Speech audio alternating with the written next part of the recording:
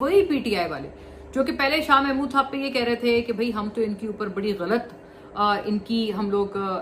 इनको असैसिनेट करते थे, इनके कैरेक्टर को इनकी बड़ी गलत हम लोग इनके ऊपर तनकीद करते थे कि तो बड़ा बहुत हमारे और खान के वफादार निकले हैं। अब वही शाह महमूद कुरैशी इनको जहर लगने लग गए हैं कि हाँ वो तो जी डील के नतीजे में आए हैं और ये हो गया है वो हो गया है, और उनकी रिहाई के ऊपर खुश होने की जगह उनके ऊपर नुक्ताचीनी कर रहे हैं। पीटीआई वालों से हम ये सवाल पूछते हैं कि क्या गारंटी है कि कल को अगर ये यास्मीन राशिद, ये उमर चीमा, ये मियां महमूद और रशीद, एजाज चौधरी,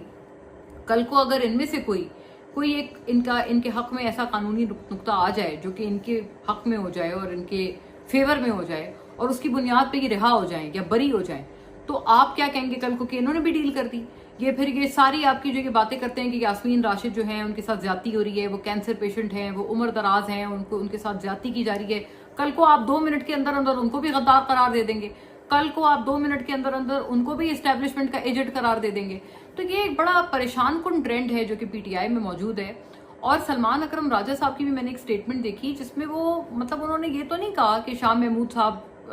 की जो है वो रिहाई से खुश नहीं है, या उन्होंने कोई ऐसी बात भी नहीं की कि हाँ खुल के नहीं कहा कि शाह महमूद साहब ने कोई डील कर ली है। लेकिन मैं इतना जरूर कहना चाहती हूँ कि सलमान अकरम राजा साहब की जो लेटेस्ट इस पे बयान आया, उन्होंने ऐसे कहा कि हाँ अभी ऐसा कोई फैसला नहीं हुआ कि शाह महमूद जो है वो पार्टी को लीड करेंगे या एनीथिंग लाइक दैट। बड़ा ना मुझे एक ऐसा लग रहा है कि जैसे जो पार्टी के कर्ता धर्ता हैं वो उल्टा उदास हो गए हैं कि भाई ये बंदा क्यों छूट गया, कल को ये हमारी जो है वो पार्टी में पोजीशन को खतरे में ना डाल दे। तो इस तरह का मुझे एक इम्प्रेशन जा रहा है उनकी तरफ से। तो ये पता नहीं किस तरह की पार्टी है कि जो इनके अपने वेल विशर्स होते हैं ये लोग उनको काटने को दौड़ते हैं, और जो पता नहीं, और जो बाकी लोग होते हैं, अब जैसे कि मिसाल यूसुफजई हैं, इनके ऊपर अलीमा खान साहिबा कहती हुई नजर आई कि अच्छा वो सेनेटर बन गई हैं, मतलब आपको नहीं पता वो सेनेटर बन गई हैं, आप अपने भाई से जाके गिला करें कि वो सेनेटर बन गई हैं। तो